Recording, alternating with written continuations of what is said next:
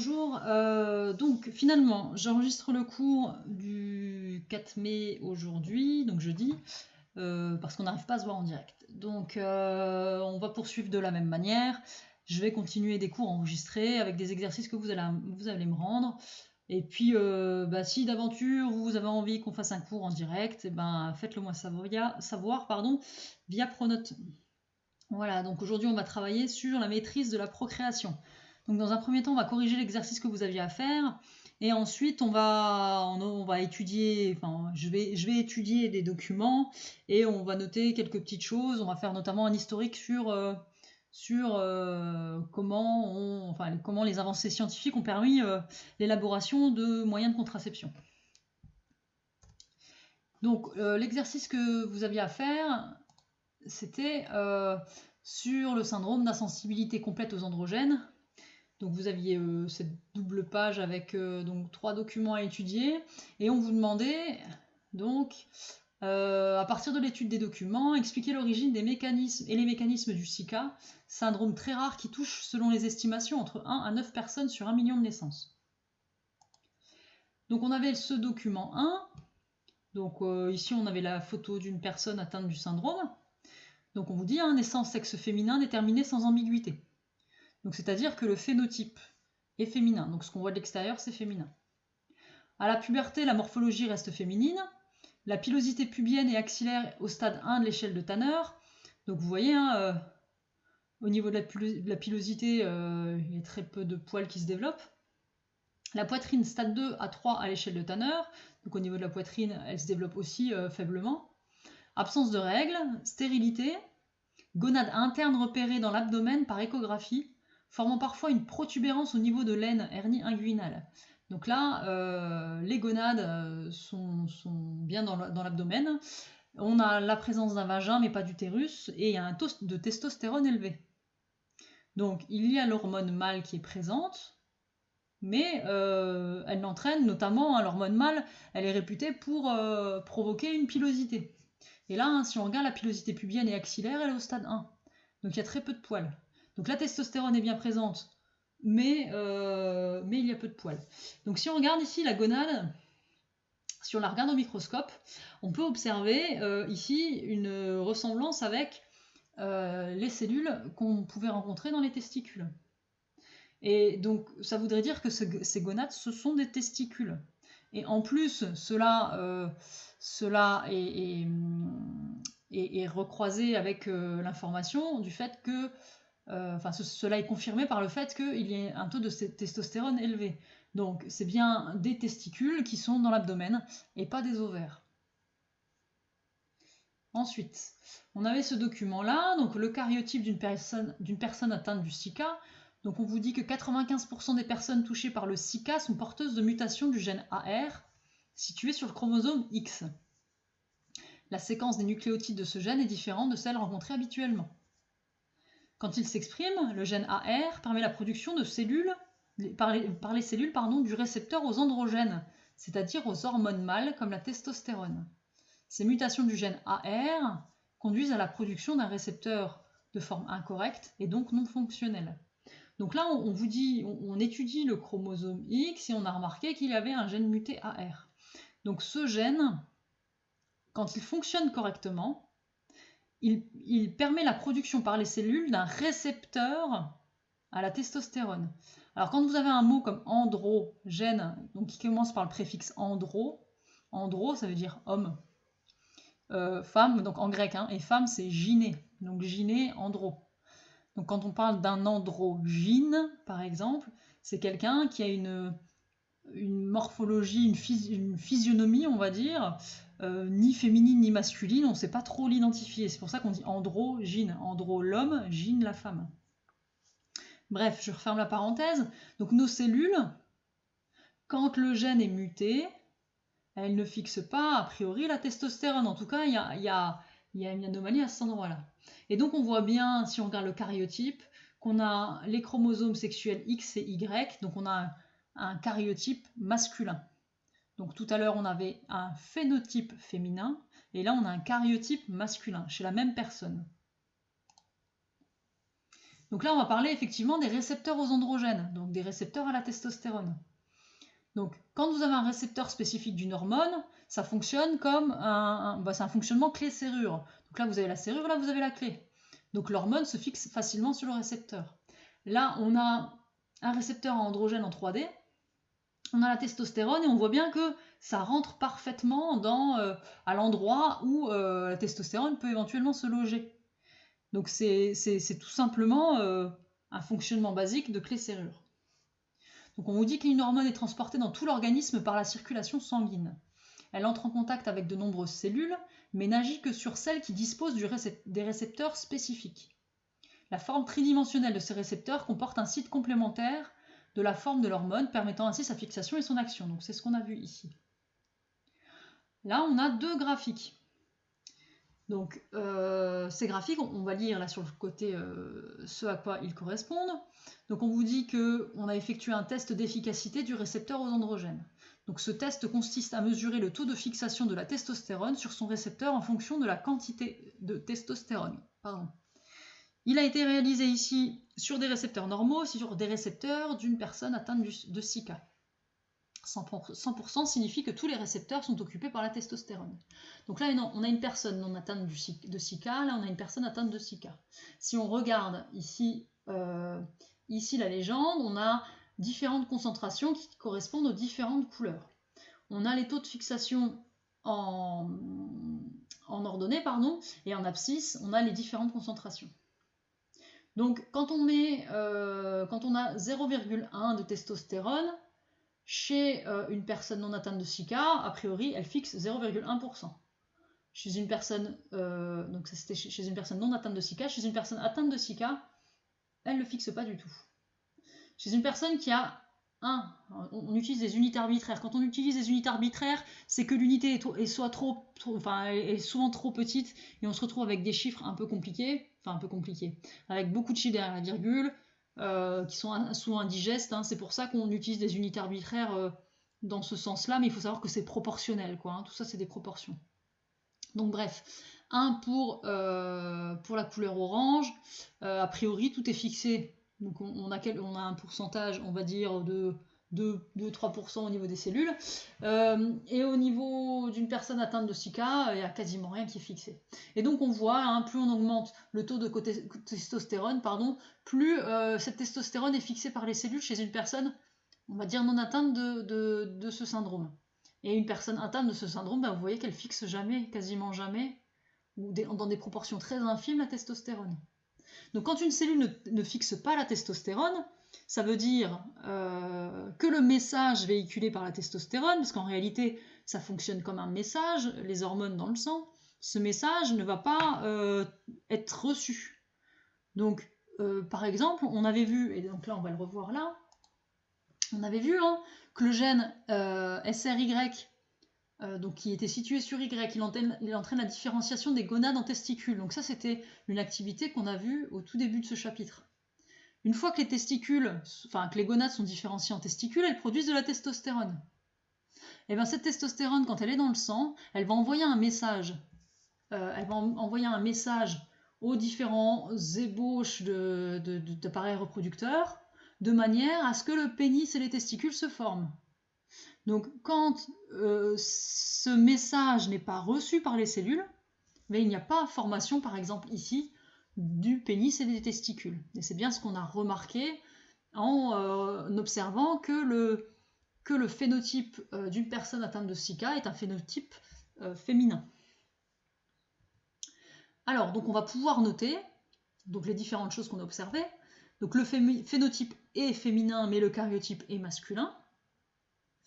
Donc ça, c'est pourquoi. Finalement, pourquoi, on va voir la suite, pourquoi le phénotype est féminin, mais le karyotype est masculin. Donc première chose, c'est le gène SRY qui permet la différenciation des gonades en testicules. Donc le gène SRY est sur le chromosome Y. Donc là, il n'y a pas de souci, on a un karyotype masculin, donc notre chromosome Y, il est bien présent, et donc ce gène SRY est présent. Donc les gonades vont être différenciées en testicules. Donc les testicules ensuite produisent la testostérone. Or on a remarqué grâce au graphique que la fixation de cette hormone sur son récepteur n'a pas lieu. Donc comme cette testostérone qui est malgré tout produite, on a vu aussi qu'il y avait un taux de testostérone important dans le sang dans le document 1, donc cette testostérone est bien produite par les testicules, mais l'hormone n'est pas fixée sur le récepteur. Donc ce qui entraîne notamment la non-production de poils, ce qui explique que à l'adolescence et puis à l'âge adulte, une personne atteinte de ce syndrome n'a pas de poils pubiens ou de poils sous les aisselles, et ça entraîne également, bon on va le voir, excusez-moi,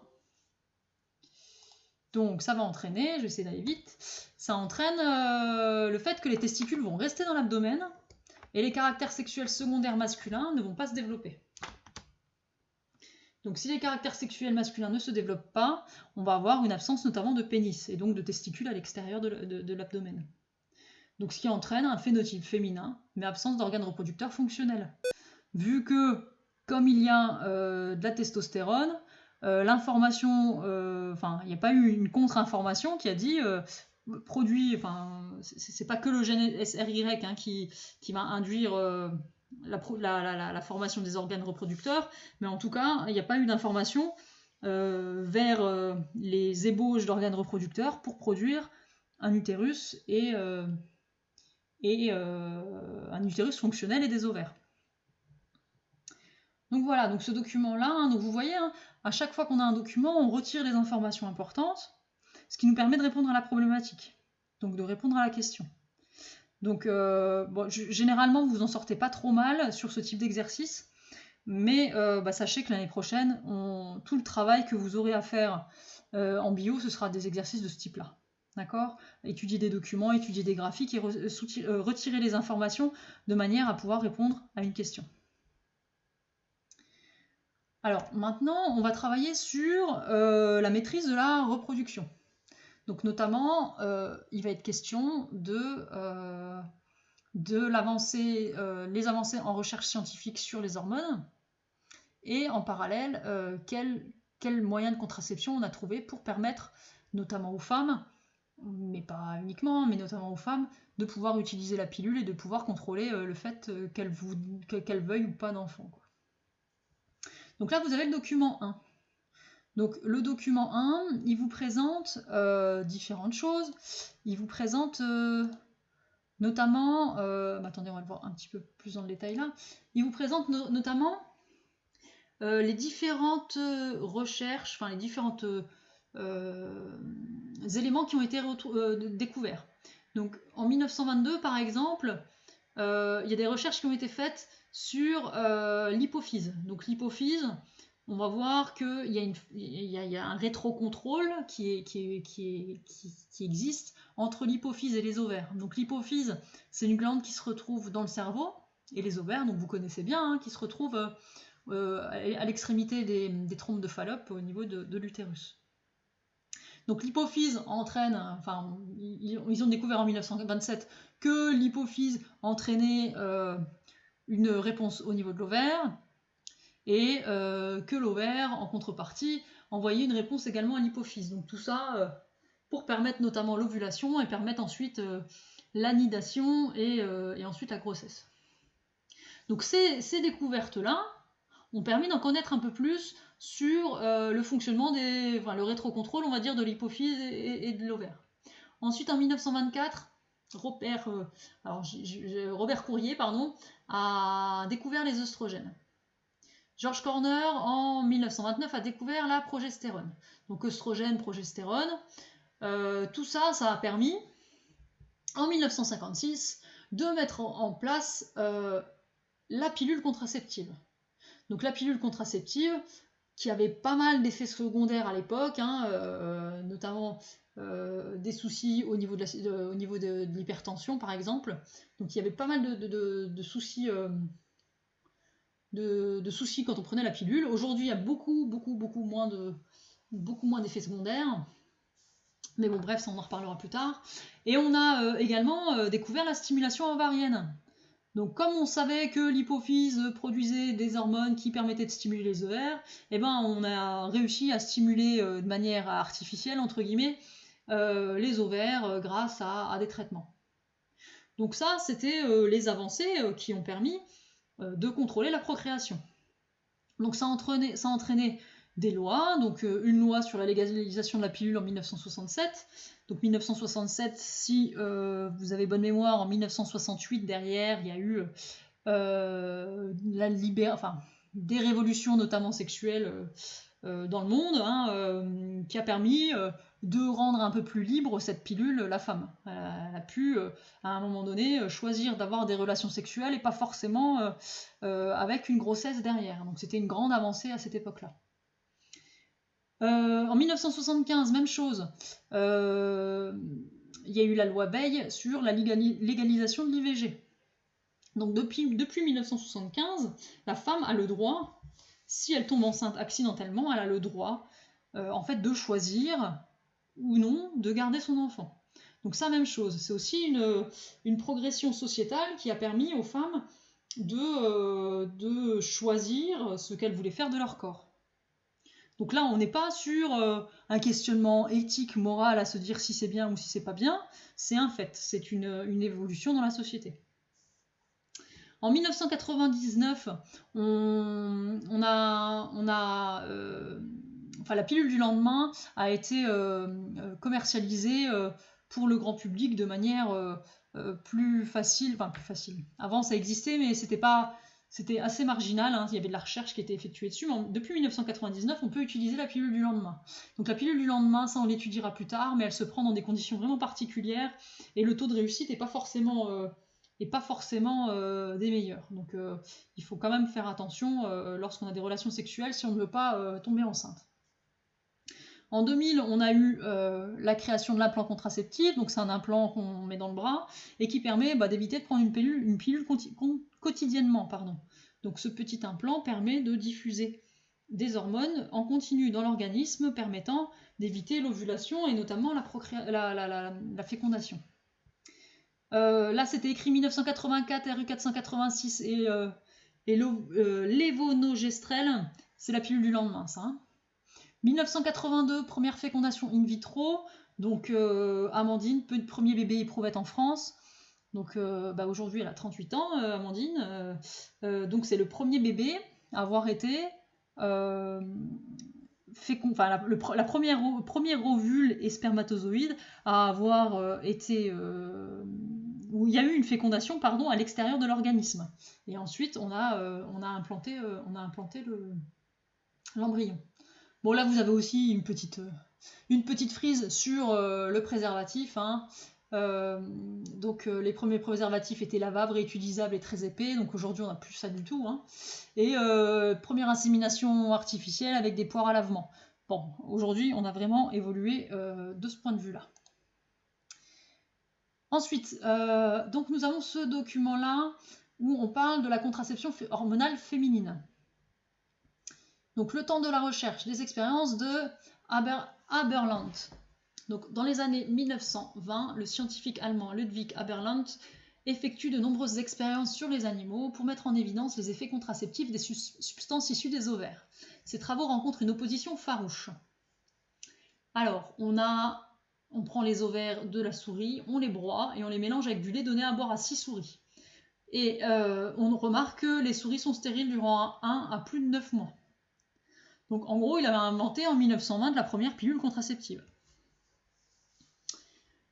Ensuite, le temps de la société, découverte de la légalisation de la pilule. Donc encouragé par les militantes féministes, Gregory Pincus met au point en 1956 aux États-Unis la première pilule contraceptive. En France, cette découverte fait l'objet d'un vif débat entre défenseurs et opposants de cette méthode contraceptive. Sous l'impulsion du député Lucien Neuwirth, l'Assemblée nationale adopte le 19 décembre 1967 une loi légalisation de l'usage des contraceptifs, notamment la pilule. Cette évolution s'inscrit dans les profonds changements de la société de cette époque, le mouvement de mai 68 et le développement du féminisme. Donc vous voyez que là, en plus, l'histoire a participé également. La science et l'histoire ont vraiment avancé conjointement sur ce sujet.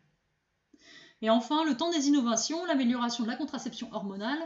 Donc, depuis 50 ans, des améliorations constantes ont été apportées à la contraception hormonale féminine dans 2 buts. Donc de faciliter l'emploi du contraceptif pour développer son usage, et limiter les effets secondaires, donc nausées, maux de tête, douleurs au sein, prise de poids, risque cardiovasculaire, etc. Les innovations portent sur l'utilisation de nouvelles molécules, les dosages des hormones de synthèse, donc on a la mini-pilule, la pilule microdosée, protocole de prise de la pilule et le mode d'administration, donc pilule, patch, implant, anneau vaginal. Donc on remarque que donc il y a eu des recherches qui ont été effectuées, notamment sur les hormones. On a vu que ça avait des effets notamment contraceptifs au niveau de la souris. Et au fur et à mesure donc, des recherches, on a réussi à trouver les hormones de synthèse, donc œstrogène, progestérone, permettant de produire des pilules. Donc ça, on verra comment ça fonctionne plus tard, mais de produire des pilules qui permettent d'éviter donc aux femmes de tomber enceintes. Donc là, on a juste lu les documents. Donc ça nous permet donc d'écrire dans le cours différentes choses. Donc chapitre 6, la maîtrise de la procréation. Vous allez noter un 1 historique et on va noter 2-3 choses par rapport à ce qu'on a lu là. Donc la recherche scientifique en lien avec la maîtrise de la procréation et les hormones a progressé durant le XXe siècle. Par exemple, la découverte des hormones sexuelles par Courrier, donc les œstrogènes en 1924 et Corner, la progestérone en 1929. Cela a permis de produire des moyens contraceptifs et notamment la pilule en 1956. Donc ceux-ci, donc les moyens contraceptifs, permettent une maîtrise de la procréation avec de moins en moins d'effets secondaires. Donc ça, c'est vraiment une petite intro historique. Et là maintenant, donc vous allez me faire un travail pour vendredi 15 mai. Donc l'activité page 246-247, donc toujours du même livre. Donc je vous montre, donc vous allez travailler du coup sur la pilule, donc voir comment fonctionne la pilule. Vous me répondez aux 2 questions qu'il y a ici, et puis donc on corrigera ça vendredi prochain. Alors je vous souhaite une bonne journée, un bon week-end, et puis prenez bien soin de vous. À bientôt.